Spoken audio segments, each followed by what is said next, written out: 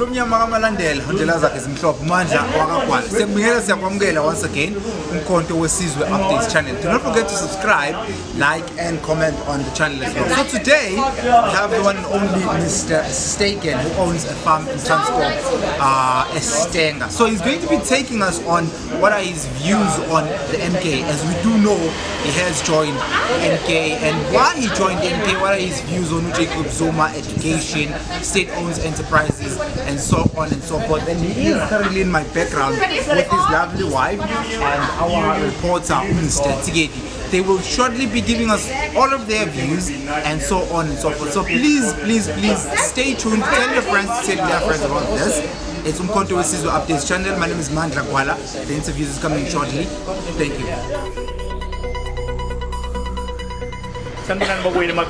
You are watching uMkhonto Wesizwe and I am Luyanda Tigeti. So last week I told you about a man called Carlo Stegen. Well, guess what? We have Carlo Stegen on the show today. And not just him, he's joined by his beautiful wife. Carlo, welcome to the show, my brother. Thank you very much. All right, I would like you to introduce yourself and introduce this beautiful lady right next to you. Hi, my name's Carlo, and I'm a farmer from the Stanger area. I was born in Greytown, so I'm a real Zulu from KwaZulu, and this is my wife Shelley. We've been now married 30 years, and yeah, we loving life in South Africa at the moment. It's very interesting. Very interesting times indeed. Interesting times indeed. Yeah. Okay, so tell us a bit about yourself, Carlo. Just a brief introduction of yourself. Well, our family's been farming in the KwaZulu-Natal area all as long as I can remember, as long as we've been in South Africa. So I've also grown up in our family is very much involved in agriculture and mission work. So I don't know if you know Wesizwe Mission. Wesizwe, yes. That's actually my uncle that started that on a piece of land that my father gave him in the 60s, and they actually built the mission there, and yeah. So basically, ila tsokona was Stegen, yeah, was Stegen. That's right, yeah. No, yeah. Lovely. So yeah, sorry. So I've grown up in that mission agricultural space, and have grown up even in the apartheid years, always our family being involved with the black people of KZN, trying to uplift them and help in education and upliftment programs, as well as bringing the religion to them. Great stuff. Yeah. So tell me, one thing that is actually amazes me, and maybe a lot of people ask themselves, why MK? Well, it's quite a long story, but I think during COVID, we actually realized that our country is actually run by some external forces. Yeah. Decisions that were made and that we saw worldwide, that the same modus operandi was used all across the world, and that is where there's an evil element, an evil force that has crept into society there, which is like the New World Order and the Freemasons that run the world. That is filtered down, and they're controlling the rest of the world. They're manipulating governments, controlling governments for their own advantage, and at the expense of the poorest of the poor. Yeah. So, is that you telling me that because you spoke about governments? Yeah. So when the MK was introduced, did you saw something different in them, and you had this belief that they won't be like the governments that you've just mentioned? Well, what made you think that? Well, when I read when the MK first had their online page that came out, the registration, they had a little paragraph, a little write-up about what they're about. Yeah. And one thing that caught my eye there is where it was written that they'll emancipate South Africa and Africa from the world system. Now, to me, that resonated with me, because I believe we should exclude ourselves from the New World Order because they're evil. So, having seen that, we started researching more, and the more I researched, I realized that the MK, their moral compass or their moral standards are what I believe in. All the biblical things, they stand for the biblical things, as well as we need to now give back to the people of South Africa what needs to be given back to South Africa, and to the Africans too this country belongs to. While you are actually on that, I would like to bring Shelley in on this one. Off camera, you told me a very interesting story, specifically about President Zuma. How you felt before and what changed your mind about him. Can you maybe just tell us more about that? Okay, well, I was one of those who marched for Zuma must fall. I'm ashamed to say Zuma must go. Zuma must go. I was there with my placard, my friend. Okay, nice. One in black, placard, Zuma must fall. Because we were brainwashed by the media. I mean, we really believed what they were telling us. State capture. I'm not a politician. I don't understand that stuff. I'm believing what I'm told by the TV, by media. Yeah. The brainwasher. And anyway, and then when 2020 hit, it was as though God lifted the veil. It was so obvious. I cannot understand how people could not see it. It was so in your face that this was a brainwashing media tactic. Everyone was saying the same thing. Everybody was saying the same thing. A new world order. We need a world reset. I don't know how people didn't get this. And then when they said to us, if you do not have the COVID vaccine, if you do not have a COVID passport, you will not be able to buy and sell. I couldn't understand how Christians in particular did not have alarm bells ringing, because in the Bible, in the book of Revelation, God says, in the last days, you will not be able to buy and sell, rich or poor, without the mark of the beast. So I know this isn't the mark of the beast. Well, I hope it's not the mark of the beast, but they pushed this vaccine for a reason. And I became literally a researcher of notes. Like, that is what I spent my time doing, was researching. Yeah. And they would rip me off and say, oh, what you doing again? And I'd be, I'm researching. I need to get to the bottom of the truth of everything. Yeah. Anyway, and then I had the privilege of doing a princess's hair. Princess? A princess from overseas. Wow. And we got talking about politics, and she spoke about Zuma, and I said, did he rape our country? And she said, Shelley, in those exact words. In those exact words. I said, did he not rape our country? And she said, Shelley, I'm telling you now, you guys were completely fooled by media. The media pushes what they want to push, and he was the best president that this country had. And I said, do you really believe that? And she says, I'm telling you, I know he was the best president this country had. Now, I don't believe in coincidences and meeting people by chance. There's always a reason. Yeah. And the fact that I was privileged to do her hair and have these conversations about the vaccine and all these things, that woke me up even more to what I already believed in, that we are being controlled by a third force. And that third force is anti-Christ, it is anti-family, it is evil, it is Satan. We are fighting a spiritual war. Yeah. And until people wake up and realize that, this country will not get anywhere. Yeah. We need to realize and stand together. Our nation needs to repent of their wicked ways. God will heal our land, and he will give back to the people what is theirs when we repent and make right what we have made wrong. Yeah. So that was an eye-opener for me. She really opened my eyes to Zuma. And then when the MK party came out, we were like, I was kind of already sort of on board, because she had influenced me quite a bit. This is before the MK was even announced. Yeah, before the MK was even announced. But I mean, Zuma wasn't running for president. Yeah. And honestly, we were like, who would we vote for? I would not vote for DA. They support everything that I'm against as a Christian. And I cannot understand how Christians can actually vote for DA, because they are part of the New World Order. Hang me. They are part of the New World Order. Sorry, they're part of the opposition paid party, the paid opposition party, actually. They're all paid by the same part, same people. So now there's a ruling party and the opposition party, both being funded by the same people. Yeah. It raises the question, who's fooling who here? Exactly.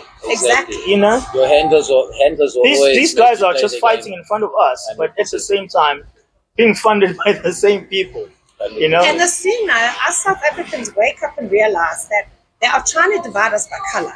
This is what they are trying to do. We are the same. Underneath my white skin, underneath your black skin, under an Indian skin, we are pink. Yeah. At the same color. Yeah. You know, we are exactly, we came from Adam and Eve. Yeah. They want to cause racial division because we are stronger together than divided. All right, so let's get back to something interesting. The farming part. You a couple of days ago, you were in Kandla. You had a sit down with the national spokesperson of the MK, Mr. Nhlamulo Ndlela. You had a very interesting conversation, and you spoke about the quality of imported food. So this coming from a farmer, I would like to hear a bit about that. What was that about? Well, I just believe that the world, the people controlling the world, the cabal again, the New World Order, are pushing for all these GMO foods. Now, if we look at the GMO foods, it's produce that cannot be reproduced. And if it does reproduce, it reproduces at much lower yields than the normal organic foods and seeds that we used to have. So what we're finding is that what research tells us that these GMO foods are actually cancer promoting, and they're actually bad for our health. So the food that we're getting brought in from overseas, we don't know what's in there. We don't know what chemicals have been sprayed with. Although they have their regulations, they got special wraps that they cover the fruit and the vegetables with that are also cancer promoting things. So we need to get back to a point where we're buying organic, proper food from the farmers directly. I mean, look at us. We're all into fast food and processed food. That's what's killing us. That's what's killing us. Yeah. And also, sorry, I just want to add, big pharma have a big role to play in this. Yeah. Because the sicker we are, the more money they make out of us. So we all get the vaccine, and now there are 1,299 side effects to this vaccine. Did you know that?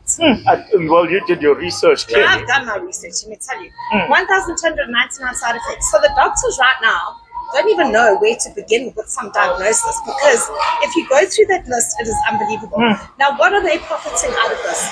They are making all the money out of this. They are making a killing. I mean, you take the vaccine, now you have heart issues. Now you need heart medication. Who's going to fund your medical bills? Not the government, because they would take no liability for this. Well, ANC brought the vaccine into this country. This is what people need to realize. If Zuma was in power, because he understands the World Economic Forum and the New World Order, this would not have come into our country, guys. True. Being a farmer, one very important thing. I'm sure even other farmers who are watching this and be like, hey, what is this guy doing? Exactly. There's this fear that farmers have that, okay, you know what, give these people power. They're going to come for us. They're going to kill us. There's been take our land. There's been even farm murders in the recent years and all this stuff. So there's that type of fear amongst farmers that say, okay, you know what, it's basically you guys are giving these people arms to come and kill us. Yeah. What is your take on that? And also, as you were saying, with the land expropriation without compensation. Well, I think that land issue is the main reason why I got to Nkandla. If I may just share a little testimony. Obviously, after the MK brought out the online registration, and I read that about emancipating from the world system, and I started talking to fellow farmers about the MK, and an issue came up about a piece of land with so-called MK supporters where they threatened to take the land away after the election, when they said, once we win, we're going to take the land without compensation. And I thought to myself, no, uMkhonto, he's been the president of the country before, and he knows how an economy runs. I'm sure that's not the MK policy that they'll just take the land away. So, being who I am, not a politician, I'm just a plain farmer, but I'm standing up for the truth. I like standing up for the truth. And I just thought, no, that can't be. It can't be that a man like uMkhonto would have a plan like that. Yeah. So then we realized, well, we've never moved in the political space. And you start getting nervous. Hey, what are you doing now? You know, you've never been in this space before. And my wife and I got together that evening and we said, Lord, if it's your will that we get involved in politics, you need to show us that it's what your will is. Yeah. And we ask, if it's your will, that I have a chance to sit with uMkhonto. That was our prayer. Yeah. And I had made one phone call to someone that day, and they said, I mustn't worry, the next week they'll come back to me. And behold, exactly 7 days later, I sat in an encounter with uMkhonto. So to me, it was just the Lord opened the door, the Lord confirmed that this is what I must do. So I have joined the MK, and I'm campaigning for the MK, knowing that that is my purpose. The Lord has put me here right now to fight for our people, for the rights of our people, and for our people to get what they deserve. Yeah. So basically, what would you tell the nervous farmers out there that don't have the actual understanding what this means, the land issue? I would just say, guys, we need to all put our differences aside. We need to realize who this country really belongs to. Us as Europeans are actually guests in this country. Yes, there have been wars, there have been agreements, there have been all kinds of things, but at the end of the day, whose country is it?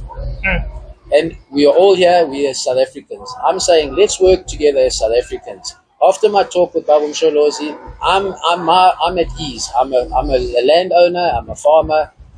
After the conversation with him, I believe there's a place for all of us here. There's a place for all of us to work together to build our country for a better future for our children. And so he didn't say, Carlo, after the elections, your land, I'll take it and give it to Luanda. So you're going to have 100%. No, he said, South Africa is for all of us. Not just the blacks, it's for all of us. It's for all us South Africans. And if our hearts are here and we're investing back in our country, this is the country for us, and it's a country for all of us. It's not just, MK is not just a black party, a Zulu party. It's a party for all South Africans that want to work together for a better future for our children. Which takes me, you've actually taken me directly to my next question, which was, there's a lot of, should I say, speculations or talks about uMkhonto Wesizwe party being a Zulu tribalist party. Yes. Which I don't understand. I don't understand. Myself, I'm Luanda Tsikedi. That tells you right then. I'm not a Zulu. 100%. Yes, my mother is Zulu. But my father is Sotho. And I'm part of the MK party. You know, which I've listened to everything that the MK party stands for, and I haven't heard or seen anything that says it's a Zulu party. And I haven't spoken to somebody who's been like tribalistic to me, saying, "Hey, this Shuthuka, you know." So maybe I've missed something somewhere. Like, have you? No, I think as a white person, Yeah. I have felt so much love and embraced like you can't believe in the tribal community. I don't feel frightened. I don't feel scared or intimidated at all. And again, I think it's media that pushes a certain narrative. That it's a Zulu and that it's a Zulu thing. The Zulus are they're out to kill, and Shaka Zulu was like this and like that. But I don't think we even understand the history. And also remember, we were also taught the history that the government wanted us to learn. Exactly. So we actually have to unlearn everything that we've been taught.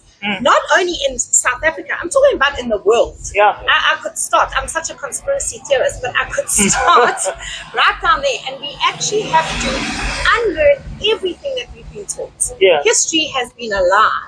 And I still can't believe that us as whites do believe that we're going to get that we're going to get a white government again. That's never going to happen. But we need to be realistic. We are minority amongst the majority, and we need to fit in. It's not the other way around. We need to fit in. I would rather fit in with your culture than the culture of the West. 100%. I don't want my children learning about sex education at 3 years old. So what I want, I'd rather be part of your culture than a European culture. Oh, that's a very bold statement. So basically, this thing of MK Party being a Zulu tribalistic party, and MK does not want any other tribes or races in the party. It's a lie. No, it's a Rubbish. lie. It's a lie. It's a lie. It's an absolute lie. Of Well, course, it's an absolute lie. Viewers, you heard this at home. It's not Luyanda pushing narrative of some sort. I've asked this to, I think this is the third interview that I'm doing, and I've asked the same question. The last one I was asking Mukhale is, you can hear his surname as well. We're like, dude, Yeah. what's going on? Are we in a tribalistic party? Or some sort of cults that we can't see that these people are tribalists? Yeah. I'm like, no, it's nonsense. It's like Shelley says, it's the mainstream media that's pushing that narrative, and that's what people believe.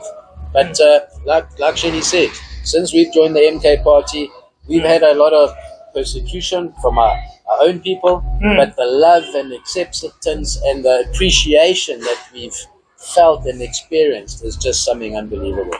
Yeah. And if we just want our country to be like that, that's the way our country That's should what be. we want. 100%, I mean, yeah. we want black, white, Indian, colored, whatever, all of us together. We don't. We're the same, guys. We are all the same. And God loves us all equally. Yeah. We are human. That's what we are. We're human. Yeah. You know, I was actually speaking to someone the other day, and we spoke about how when the MK Party was introduced to the public on the 16th of December last year, the hope and the happiness amongst people, because everyone was so much in despair, and Who do you vote for? it's amazing because it's something that I haven't seen in a long time. But people have been longing for something. There's never been anything else to vote for. All the parties that have been there for years, and they've made no change. Yeah. So this is eventually there's something new. There's something Something to hold special, on to, something special that's actually building up here. And like we say, this is a revolution. Yeah, This is a revolution Absolutely. and it's needed. It's needed. We need a reset in our country, and this is it.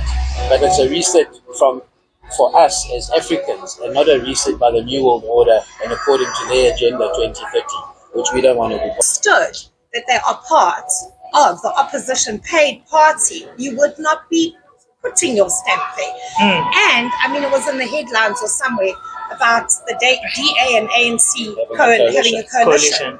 So guys, if you haven't realized then that is from the same pot, then when are people going to wake up? 100%. When are they going to wake up? But none of this is aired on mainstream media because they don't want people to understand this and to know this. Yeah. But DA and ANC are the same. And I'm sorry, that has been my plight since 2020 when COVID started. The veil was lifted, and if people open their eyes and actually go and do research on the World Economic Forum, it's depopulation, bringing in robotics. Do you want to tell me that they're going to tell us we can't have cows in South Africa? That you must eat crickets and whatever we can't eat meat? Imagine. Umzulu They ngeke must- vuma. Udla inyama. Hayi uthenga banenkomo. Ngeke vuma, ngeke mfowethu, ngeke. Hey, bengithi sizolwela ukuthukela wemfuka Stegen. Sekukhulume ngale lamageba. Washeshe wafika. But anyways, tell me about the programs that you've been involved in, and where. Talking about The campaigning, of the MK Party. Yeah, well, we've got involved in our wards around the Katuguza area, Glendale Valley, up Mapumula area. It's just to get out there and tell people this isn't a Zulu party. This is for all of us, and actually tell people what we actually stand for, and what our stand is against this New World Order, which a lot of people don't understand. So it's been a challenge. Obviously, we knowing, from a financial point of view, these other parties have all been funded millions and millions of rands, and Tina's Fagi Sangre Pukwin, and we try our best as members of the party to do as much as we can to protect. Hayi abantu masibeka uNkulunkulu kala ayikho into ezosisula ayikho ake simbeka kala yena konke okunye kuzolandela kwaza uMkhonto kwaza kwaza uMkhonto kwaza viva Msholozi viva siyabonga siyabona nje asidingi ukuhamba kude nje uma sibheke nje emuva sicabanga laba bantu kade bafika bazosinika lo mjovo lo ubhedayo abanga nje abantu bethu bashonile leso sikhathi futhi kade kuvalwa yonke into kwavala amabhizinisi kwalahleka amathuba omsebenzi ngiyabona ukuthi hayi akusalungi uNkulunkulu ikala phambili asikwazi ukwenza ngemandla yethu siyawenza nemandla yakhe Wesizwe yakhe kodwa siyasidinga ukuhlangana uhamba sonke ukuvotela ukutholeke i-2/3 majority yebo so ngiyacela usebenza sonke ukwenza kulento uhamba utshele umndeni wakho utshele abangani wakho ungeyimisa lana lento ufuna uqhubeke uhambe yonke indawo ngiyacela namhlanje ubuye ekhaya usithandaze ngalento Sithandaza be strong ngoba unemandla ukuthandaza. Siyenze nemandla yethu, siyawenza ngemandla yakhe. So uthi viva MK. And how has been the response of the people? Very good. It's been fantastic. Amazing. The people are hungry for change. Really. Yeah. Bafuna ushintsho and they can feel that ushintsho is. Yeah, that's great. That's wonderful. So that brings me to the marching orders, basically, if I could put it that way, of the MK party. They say 2/3 majority. Yeah. So from what you've seen and experienced so far, do you see it as a possibility? I see Shelley there is like... I had something, you know what I was just thinking? I was thinking of Zuma. Yeah. And I said to Carlo, I'm thinking now, he had to, about this country, he had to go through what he went through, the persecution, the corrupt judiciary, to see the unfair, everything that he's been through, to actually see how corrupt our system, our banking is in this country, for this to be exposed and to be dealt with. Had he not been persecuted and gone through this corruption of our judiciary, this would never have come to light, ever. And we know how corrupt our judiciary system is. So yeah, I just had to add that. So we had to personally go through all of this. Through that for a reason. Now that I'm looking at from an outsider point of view, that he went through that for a reason. Without him going through that, he would never have experienced the corruption that everyone else or other people have actually maybe experienced. Perhaps. That's a very powerful revelation. But I also I thought that was quite a revelation. But I also think with our people seeing how he's been persecuted, he's actually got a lot more support. Yeah. Because the people have realized that the system we're in is unfair to him and to a lot of people out there. And he's been bashing him. Bashing him properly. Just like Trump. Same as Trump. It's like Trump and Zuma are the same. They're trying to kill them because they are against the New World Order, the World Economic Forum, and they're standing up for the truth. Gates's and the whoever, and they're standing for the truth, and they are being persecuted. Yeah. This is how this world is working right now. Works, Yeah. So as I said, 2/3 majority possibility. Yeah, well, If I've only gone around KZN, I think we're gonna get it with a breeze. A breeze. A breeze. It's not even a question. Let me drink to that. It's not even a question. I'll even have someone there. Let's have a cheers to that one. I love that. We'll get some wine and champagne next time. Exactly. I think on Thursday. Yeah, on Thursday. I think our challenge for the 2/3 is nationally. Yeah. But I think if we all stand together and we can do it. We can definitely do it. And God's on our side, and God wants our people to be free. And God will definitely make this happen. I believe it. I believe it. So, you know, personally, a year and a half ago, I've got a scripture which was Isaiah 1 verse 21 to 31. Yeah. People must go and read that scripture, and I believe that was for our government, that things will turn around, the corruption and everything. If people repent and turn off their wicked ways, God is going to turn this government around. Because the people need to be given back to the people what has been stolen from them. I'm talking worldwide. Yeah. And it's basically Africa that has been raped. Mm. I'm talking about the whole of Africa by the West and Europe. So that was my 10 cents worth. Great. So basically, personally, as the Stegen family, what would you like to see or experience after the MK party takes over as the government of this country? I think the first thing that needs to happen is we need to make sure as a nation that we choose leaders that are godly. Number one, that are godly and that have got the hearts for the people, for the poorest of the poor. We need to now have a new generation of politicians that aren't there for their own pockets and their own families' pockets, but here for the nation. To build our nation, to have common goals, and have that we can reach those goals at the shortest time possible with the resources we have. That we don't waste them unnecessarily on all kinds of nonsense and corruption and tender nonsense. We need honest, God-fearing politicians who are going to be on their knees praying that God gives them direction to sort our country out. Yeah, 100%. We can't do this without God. We can't do it without God. You know, God has to come God first. is above governments. Yeah. And then we fall under governments.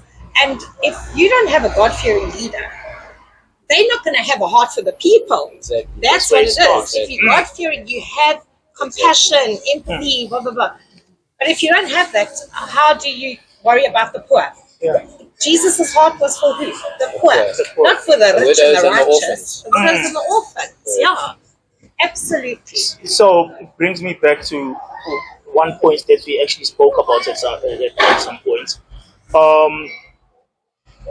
How God was taken out of schools. Yes. We were talking about this earlier. How we prayed every morning when we got to school. How we Our sang Father, just before our we scriptures. went to class. We've seen this over the years being slowly taken out of schools, and we've seen incidents, should I say, even demonic incidents that have happened. And man, is this? Would you say, because the government says we don't want to maybe oppress some people and say there must be this religion and all this stuff? Most people know there's a God. We believe in a higher creation. As Christians, we believe in Jesus Christ. And without, it's not pushing a religion onto a person, but it's morals and integrity, which kids will learn by being God-fearing. And they took that out of schools, they took it out of government, and then people wonder why everything falls apart. And then they blame God when everything goes wrong. But when you asked him to leave, what were you expecting? Because it's not a matter of saying, be a Christian, but it's a matter of telling the kids, know that there's a God. Exactly. There's a higher power. Yeah.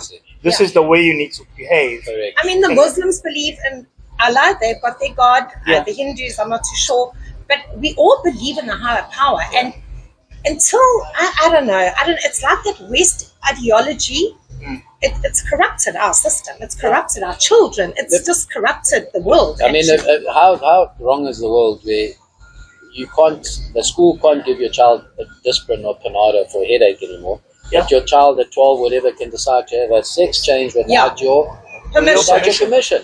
I mean, what has this world got to? They can even abort without your permission. Abortion without your permission. And when only the teacher would know, and you won't be told about it. 100%. And now why would Ramaphosa bring in the Bella Bill, which is totally ungodly? It's anti-Christ.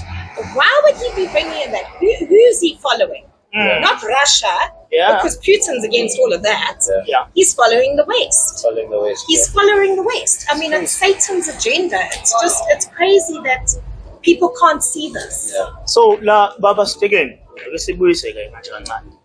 Sibuyise ngala ngoba uyazi ukuthi lento le yenhlonipho kwaZulu into ebalekile. Uke wakhuluma no Nhlamulo ndlela wakhuluma ngenhlonipho first ukuthi iyona nkinga ekhona njengamanje. Awukusichazele ukuthi what you meant ngalokho.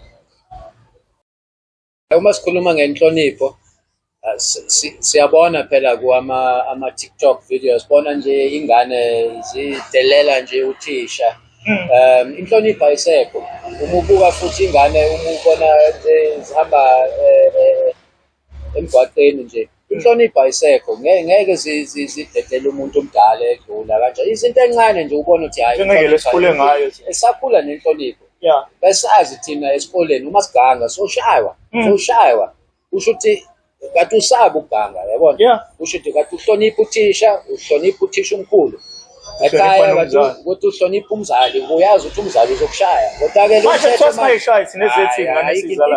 iBhayibheli lithi uma ngithanda ingane yami ngishaya idiscipline kusho ukuthi kanjani ke sibe nohulumeni ethi we mustn't discipline our children. So it's against what the Bible is saying. If we call ourselves a Christian nation, we call ourselves a godly nation, but we're going against godly principles. You must discipline your child. We must discipline our children. Otherwise, we have no future. With a generation that hasn't been disciplined, we do not have a very children. not abused. Yeah. Sorry, how did we all grow up? A good clap, and we still okay. At some point, when you see the lights come on, you run. Exactly. 100%. You run. Okunye futhi uma kade ushaywe ekhaya esikoleni uzofika ekhaya umtshela ubaba uthi ngishayiwe awuzophinda uthola induku manje bekunjalo phela manje uzogijima uye ekhaya uthi hey baba uthisha ungishayile ubaba uzoya esikoleni uzokucabana nothisha ayikho inhlonipho ayikho. The poor teachers actually have no rights. I would hate to be a teacher in this country. Yeah. Or any country actually. The kids worldwide have absolutely no respect for their teachers. So this will actually bring us into education. Yeah. Ake siqhubeka lapho solo mfowethu. Yeah. Ake siqhubeka inhlonipho.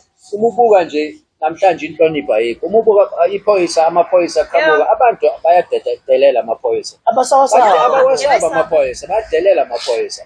Lapho that's why icrime injalo futhi. Yeah. Ngoba there's no consequence. Ngoba akekho usabayo, akekho unenhlonipho. Awusahloniphi amaphoyisa, awusahloniphi i-judicial system. Ayikho inhlonipho because bonke nje badelela. Yeah. Bonke nje badelela. So, into talking about teachers, kids, education as such. There's this thing abantu who are in denial saying education is the same. You know. I always argue and say there's still inequality in education because I've got kids who actually go to white schools, you know? Yeah. And I've been to black schools, I went to Indian schools. Like in my schooling, I think I went to 6 or 7 schools.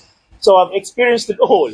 So I know what now I'm you're asking about. us this question. I don't know what it's like in the black school. I didn't go there. Yes, exactly. But now, from the people you've interacted with, do you honestly believe that education is the same in this?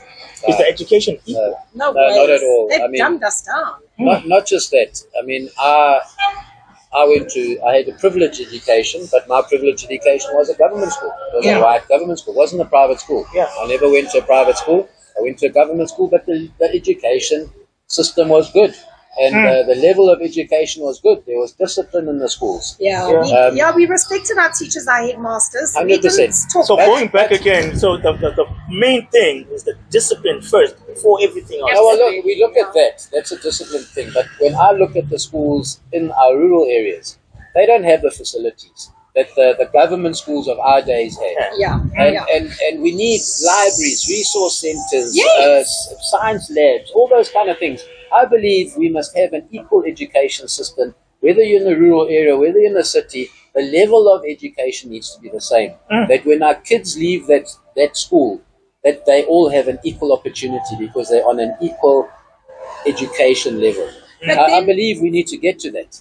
Equality.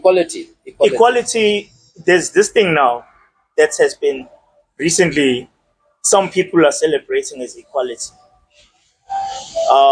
Was it last week or the week before last? The president of the country, Cyril Ramaphosa, signed into law the NHI bill. And they're claiming it as equality. The rich, the poor are going to be equal with regards to the health that they're going to be receiving. I don't want to push my opinion or views onto this one because I think it's nonsense. But anyways, what are your views on the NHI bill? Well, I'm also not a very learned person. I'm just a farmer. But in my common sense tells me it's not sustainable. You cannot just take the whole private hospital sector and just burden it with the state, with the amount of people that need to be treated. You know, rather we need to get the money to be able to upgrade and uplift our rural hospitals and our state hospitals, fix what we've got. Instead of bringing by overloading the private health sector and bringing that level down because it's overloaded, let's rather rally together to get our government system, our government hospitals up to a level that's close to or on the par of private hospitals. But then we're back to, that's what the hospitals used to be like. Yeah. Pre-94, we all went to the government hospitals. I didn't go to a private hospital. I was born in Addington. I didn't even know there were private. Well, I don't think there was private hospitals. Private hospital, I don't know, those, I don't even know when they came. Maybe after 94, I don't know. Like I said, I was born in Greytown Hospital. In Dovan. But we all got medication. We were treated by fantastic doctors. Now, if you want a good treatment, you've got to go to a private hospital, pay out your backside to have that medical aid. Some people can't afford it. I mean, we're battling to pay it. We battled to pay it. I said to Carlo, and right now with our health system, to be quite honest, I don't want to go to hospital. I said to him, if I have it's when you actually pick up diseases, then get they're going to force vaccinate you. We did not vaccinate, we anti-vaxxers. Not anti-vaxxers. The law just showed us that this vaccine that brought out for COVID it's not a real vaccine. It's a MMR. It's the new technology. It's a weapon of mass destruction. That's literally what it is. So coming back to the hospital systems, we need to get all our hospitals to the level that you and I are happy to go there. If I'm a leader in my country, if I'm some kind of a person in authority, I should, where I live, if I live in Mapumulo, if I live in Nongoma, I should be happy to take my child and myself to that local hospital and send my child to that local school because I know it's on par with any hospital or school in the city. We need people as teachers, as politicians, as nurses, people that have got the heart for the people. Yeah. You know, your heart has to be in your job. You're not just there to earn a salary at the end of the month. You know, it has to be a passion. Being a teacher, being a nurse, and even being a politician, it's not about the money. It's about the passion. It's about what God's laid on your heart to be. You know, and you have to have that compassion. It can't just be a financial issue. Oh, finances. Yeah. Finances takes me to capitalism happening in this country. State-owned enterprises. We see them bit by bit being destroyed and privatized. You know, first, I personally think, even with the NHI bill, there's a bigger plan to it. 100%, yeah. There's a bigger plan to it. So you mentioned something earlier about what a certain somebody has just did or just purchased in the form of basically some would say he's part of the real rulers of this country. Mr. Johan Rupert. We will mention him. Yes. Unfortunately, he's one of the most powerful people in this country. Yeah. What have we heard about him recently? Well, our dear president signed in the NHI bill, and I think it was 2 or 3 days later in the newspaper it said that Mr. Rupert made a bid for Mediclinic. That's very suspicious. Everyone says this whole NHI won't work. The private hospitals were going to close down and be overburdened. And the biggest businessman goes and invests in Mediclinic. Exactly. Doesn't that tell you that, again, the cabal want to have control of everything and just siphon our state resources in any way they can? It's the same way we look. It's the same way we look at. Let's look at SAA. What's happened to SAA? But let's go further back. Eskom. In pre-94, Eskom was had the cheapest electricity in the world and was one of the most reliable electricity producers in the world. Where do we sit now? Every time I see a Metro bill, I say a small prayer. On my emails before I open the thing. I know.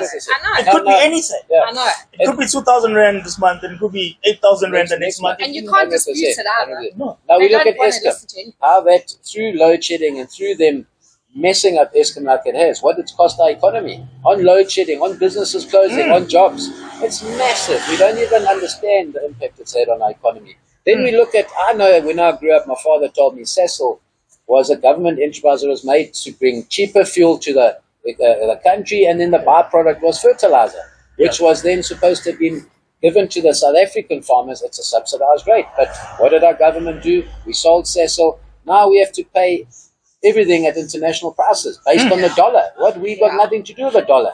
Now why are we paying fuel and everything? We're taking our own resources, making fuel, but we have to pay it based on a dollar price of oil purchased overseas. And then the byproduct that was fertilizer, which was supposed to be given to the South African farmers at a subsidized rate, is now being sold to the farmers at the full world price. Of now a profitable private enterprise where they're trying to make maximum profits at our detriment. But then again, it gets back to actually killing the farmer because 100%. they can't afford to farm anymore. 100%. So kills either our way, food production. So they can't kill us with vaccination, they'll kill us with starvation. And then if we stop them and control them. And if we can't produce the food for our people, then what happens? We're on our knees and we're begging. Yeah. And that's exactly where they want us. On the knees begging, because when we're begging, they can control us and say, right, if we give you this, we want that and that and that. And that and that and that is our gold and our natural resources and everything of value in our country.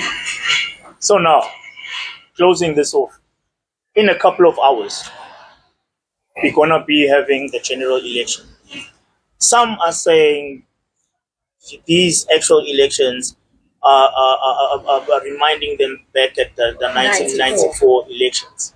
So what would be your message specifically to the white community? Because the media has a lot of control on what everyone thinks. Yeah. You know, it's very interesting that today I'm actually sitting with another race talking about this, because everyone is like, when I speak to a fellow black person, they're like, obviously they've got the similar views and everything. Yeah. So what would be your message to the white community about the coming elections? Like maybe even your advice and why you're giving them that advice, you know? You talk, I talk. I would say, guys, MK is not a Zulu black party. It's a party for all South Africans that want the best for our country. Let's put our differences aside. Let's trust in God. God is in control. The MK is not here to dispossess you of your wealth. Yeah. Other than if you're a big corporate that's been screwing Africa for years and years and years, yes, then be concerned.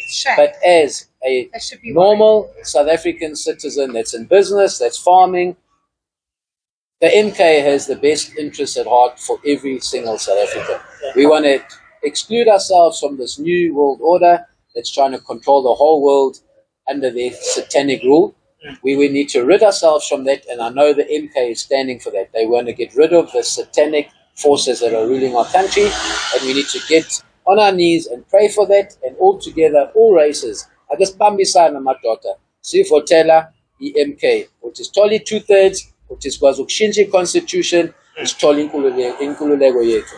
That's what we need. Yeah. So Nje, we can close this off by saying uMkhonto kwaza. uMkhonto kwaza. Viva.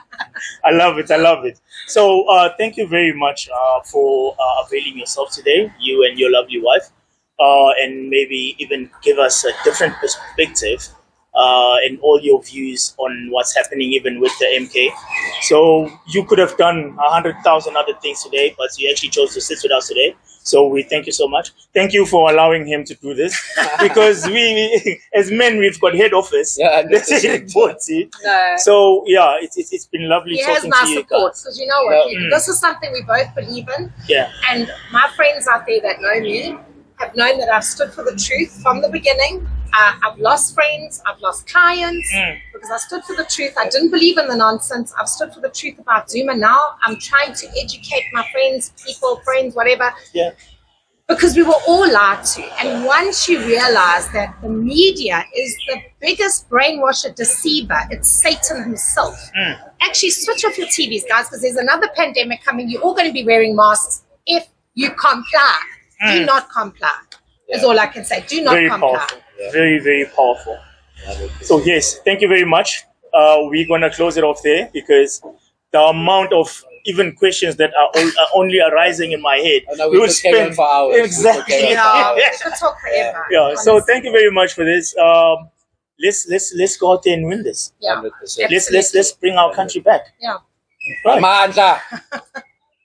All right, so at camera 2 that I'm actually watching at right now, babukele emakhaya uluyanda tiketi lo njengoba ngangimtshelile and promised you ukuthi ngizonilethela uCarlo Stegen on the show. We've had him today. We've heard his views. So in a couple of hours, as I said, sivotela uMkhonto. We are taking back our country. Into nje engizosho ngayo ukuthi this is Luyanda Tiketi signing out. Mwah. Thank you. Yabonga. Thanks, guys.